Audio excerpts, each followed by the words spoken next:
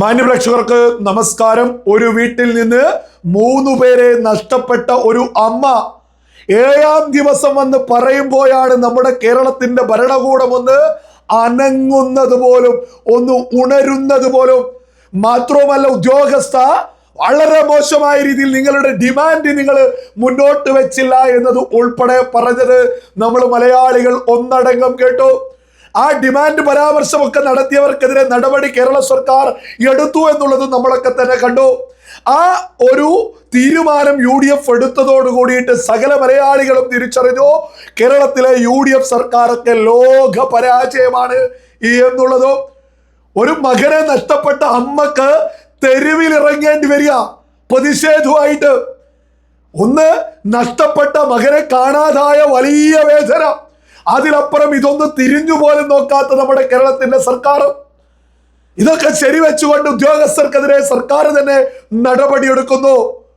ഇടത് 10 വർഷക്കാലം നമ്മുടെ കേരളം ഭരിച്ചിട്ട് ഇത്തരം കാര്യങ്ങൾ വരുമ്പോൾ എന്തു ചെയ്യണം എന്നുള്ളത് ഇപ്പോഴും ഇവിടുത്തെ ഉദ്യോഗസ്ഥർക്ക് അറിയൂല. ഇതൊക്കെയായി ബന്ധപ്പെട്ട് ആ ഒരു അമ്മക്ക് ആകെ ഒരു പ്രതീക്ഷയായിട്ടുള്ളത് നമ്മുടെ കേരളത്തിലെ കേന്ദ്രമന്ത്രിയായിട്ടുള്ള സുരേഷ് ഗോപി മാത്രം. നമ്മുടെ കേരളത്തിൽ ബാക്കി വരുന്ന 19 MP-മാർ, അതായത് പ്രിയങ്ക ഗാന്ധി ഉൾപ്പെടെ നമ്മുടെ രാജ്യത്തിന്റെ പ്രതിപക്ഷ നേതാവിന്റെ പെങ്ങൾ പ്രിയങ്ക ഗാന്ധി പോലും ഒരു ഇടപെടലുമില്ല. നമ്മുടെ കേരളത്തിലെ 19 MP-മാർക്കും എന്താണ് ചെയ്യേണ്ടത് എന്ന് പോലും അറിയില്ല.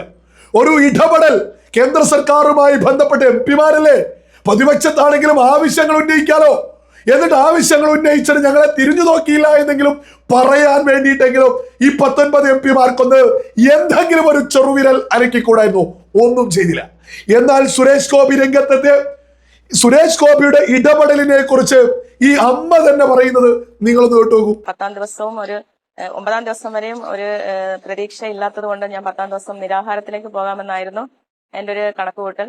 പക്ഷെ എനിക്ക് സന്ധ്യ കഴിഞ്ഞപ്പോഴത്തേക്ക് സുരേഷ് ഗോപി സാർ എന്നെ വിളിച്ചിട്ട് അതായത് നമുക്ക് ഹെലികോപ്റ്ററിന്റെ ഒരു അന്വേഷണം അത്രയും സമയം പോരാ എന്നുള്ളൊരു പരാതി ഞാൻ പറഞ്ഞിരുന്നു. കാരണം 2.5 മണിക്കൂറിനുള്ളിൽ നമുക്ക് വളരെ കുറച്ച് സമയം മാത്രമേ തിരച്ചിലിന് വേണ്ടി കിട്ടുന്നുണ്ടായിരുന്നുള്ളൂ. അപ്പൊ ആ ഒരു സമയം തികയുന്നില്ല എന്നുള്ളൊരു പരാതി ഞാൻ പറഞ്ഞതിനെ തുടർന്ന് സാർ എന്നെ കോണ്ടാക്ട് ചെയ്തു. നമുക്കപ്പോൾ റീഫ്യൂവൽ ചെയ്യാനുള്ള ഒരു സംവിധാനം വള്ളിക്കാവ് അമൃത വിശ്വപീഠത്തിൽ ഒരുക്കിയിട്ടുണ്ട്. അത്രയും സമയം കൂടെ നമുക്ക് വേണ്ടിയിട്ട് തിരച്ചിൽ നടത്താമെന്ന് വാക്ക് തരികയും പിന്നെ കുറച്ചുകൂടെ വൈകി എന്നെ വിളിച്ചിട്ട് INS കൽപ്പേനി എത്തിയിട്ടുണ്ടെന്ന് ഞാൻ അറിഞ്ഞു. നമുക്കൊരു ഷിപ്പ് നമ്മുടെ അന്വേഷണത്തിന് വേണ്ടിയിട്ട് രാവിലെ എത്തുമെന്ന് എനിക്ക് ഉറപ്പ് തന്നു. രാവിലെ 6 മണിയോടുകൂടി പടിഞ്ഞാറ് ഭാഗത്തോട്ട് പോയിട്ട് വന്നിട്ട് കപ്പൽ എത്തിയിട്ടുണ്ടെന്ന് പറഞ്ഞു. അത് കണ്ടതിന് പ്രകാരം എൻ്റെ സഹോദരൻ കോസ്റ്റൽ സ്റ്റേഷനിൽ ചെന്നു. അപ്പൊ അവർക്ക് മെസ്സേജ് വന്നിട്ടില്ലെന്നാ പറഞ്ഞത്. അപ്പൊ എൻ്റെ ബ്രദർ പറഞ്ഞു ഞാനത് കണ്ടിട്ടാണ് വരുന്നത് എന്ന് പറഞ്ഞപ്പോഴത്തേക്ക് മെസ്സേജ് എത്തിയിട്ടില്ലെന്ന് പറഞ്ഞു. ഒരു 7 മണിയോടുകൂടിയൊക്കെ മെസ്സേജ് എത്തിയെന്ന് അറിയാൻ കഴിഞ്ഞു. INS കൽപ്പേനിയാണ് എൻ്റെ വീടിന്റെ തൊട്ടുപുറകിൽ തന്നെയാണ് നമ്മളത് കാണപ്പെടുന്നത്. അപ്പം അത് എത്തിയെന്നുള്ളത് എനിക്ക് വളരെയധികം പ്രതീക്ഷ നൽകുന്നുണ്ട്. കാരണം നമ്മൾ ആവശ്യപ്പെട്ട 10ാം ദിവസമാണെങ്കിൽ ആയിട്ട് നമ്മൾ അത്രയും അപേക്ഷിക്കേണ്ടി വന്നു എങ്കിൽ പോലും 10ാം ദിവസം നമുക്ക് സാറിന്റെ ഒരു ഉറപ്പോട് കൂടി, അതായത് എനിക്ക് ആ ഒരു ഉറപ്പിനാണ് ഞാൻ കാത്തിരുന്നത്. കാരണം മറ്റു ഭാഗങ്ങളിൽ നിന്നൊന്നും എനിക്കൊരു ഉറപ്പ് കിട്ടുന്നുണ്ടായിരുന്നില്ല, അല്ലെങ്കിൽ എനിക്കൊരു സംരക്ഷണം എന്നുള്ളൊരു നിലയിൽ എനിക്ക് ആരും ഒരു വാക്ക് തരികയോ എന്നെ കൈ ചേർത്ത് പിടിക്കുകയോ ചെയ്തിട്ടുണ്ടായിരുന്നില്ല. അപ്പൊ ഇന്നലത്തെ സാറിന്റെ ആ ആശ്വാസം എനിക്ക് ഭയങ്കരധികം ഒരു കോൺഫിഡൻസ് തരുന്നുണ്ട്. കാരണം എന്ന് വെച്ചാല് സാർ പറയുക മാത്രമല്ല, രാവിലെ 6 മണിക്ക് നമ്മള് പടിഞ്ഞാറോട്ട് നോക്കിയപ്പോൾ എൻ്റെ വീട്ടിലുള്ളവരും നാട്ടുകാരും കണ്ടത് കപ്പൽ അവിടെ സ്ഥിതി ചെയ്യുന്നതാണ്. അപ്പം ഞങ്ങൾക്ക് ആ ഒരു വാക്കിൽ വളരെയധികം ആത്മവിശ്വാസം തോന്നുന്നു. അദ്ദേഹത്തോട് വളരെയധികം നന്ദിയും കടപ്പാടും ഞാൻ അറിയിക്കുന്നു. എനിക്കെന്നല്ല, നഷ്ടപ്പെട്ടു പോയ മറ്റു 2 കുടുംബങ്ങൾക്കും കൂടെ അതിനും കൂടെ ഒരു തീരുമാനമാകുമല്ലോ എന്ന് ഞാൻ സന്തോഷിക്കുന്നു. നിങ്ങൾ കേട്ടില്ലേ, സുരേഷ് ഗോപി ഇവിടെ എന്ത് ചെയ്യുന്നു എന്ന് ചോദിക്കുന്നവർക്ക് കൂടിയുള്ള മറുപടിയാ. കേരളത്തിന്റെ ഏതെങ്കിലും ഭാഗത്ത് ഏതെങ്കിലും ഒരാൾക്ക് വേദനയുണ്ടെങ്കിൽ ആ വേദനയുള്ളിടത്തേക്ക് സുരേഷ് ഗോപി എത്തുന്നുണ്ട് എന്നുള്ളത് സകല മലയാളികളും തിരിച്ചറിഞ്ഞുകൊണ്ടിരിക്കുക. സുരേഷ് ഗോപി മാത്രമേ എന്നെ സഹായിച്ചിട്ടുള്ളൂ എന്നുള്ളതും ഇവർ കൃത്യമായിട്ട് മുന്നോട്ട് വെക്കുന്നു. ഇവിടെ എന്താണ് ഇപ്പോ സംഭവിച്ചിട്ടുള്ളത്? നാവികസേനയുടെ കപ്പല് പോലും സുരേഷ് ഗോപിയുടെ ഇടപെടലിലൂടെ എത്തിയിരിക്കുന്നു. മാത്രവുമല്ല, ഹെലിപാഡ് നിർമ്മാണം പൂർത്തീകരിച്ചിരിക്കുന്നു. ഒരൊറ്റ രാത്രി കൊണ്ട് ഹെലിപാഡ് വരിക, അത് കൊല്ലം അമൃതാനന്ദമായി അമ്മയുടെ ക്യാമ്പസിലേക്കാ ഒരൊറ്റ ദിവസം കൊണ്ട് ഹെലിപാഡ് തയ്യാറാവുന്നത്. ഞാൻ ഈ ഒരു അവസരത്തിൽ എടുത്തു പറയാണ്, നമ്മുടെ കേരളത്തിൽ വേറെ ആരെങ്കിലും എന്തെങ്കിലും ഇത്തരം വിഷയത്തിൽ ഒരു സഹായം ചെയ്യുമ്പോഴേക്ക് വലിയ രീതിയിൽ പ്രമുഖ മാധ്യമങ്ങൾ അതങ്ങ് വാർത്തയാക്കാറുണ്ട്.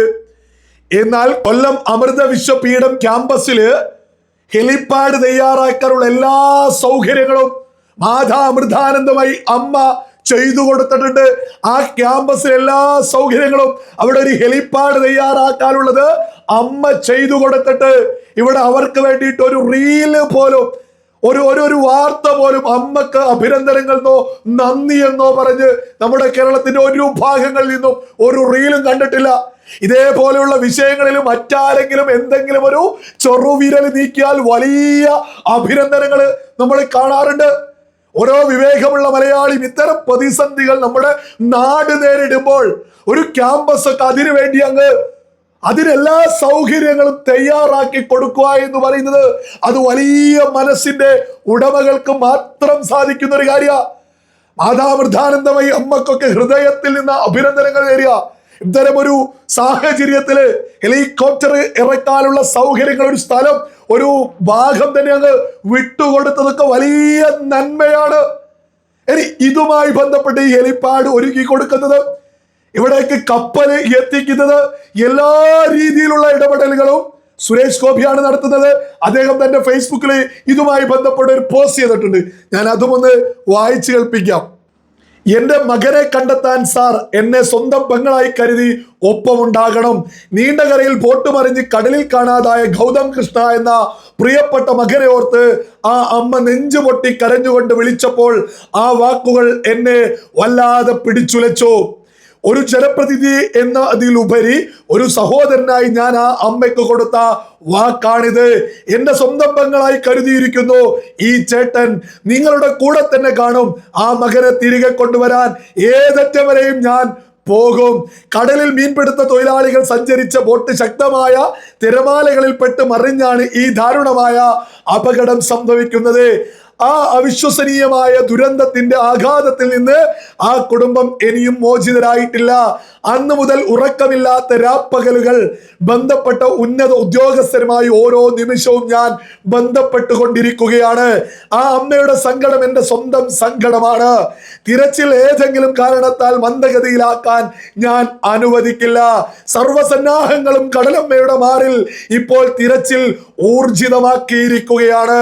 നാവികസേനയുടെ മുങ്ങൽ വിദഗ്ധർ അടങ്ങിയ കപ്പൽ ഇപ്പോൾ വീണ്ടും കടലിൽ അടിയന്തര തിരച്ചിൽ ആരംഭിച്ചു കഴിഞ്ഞു.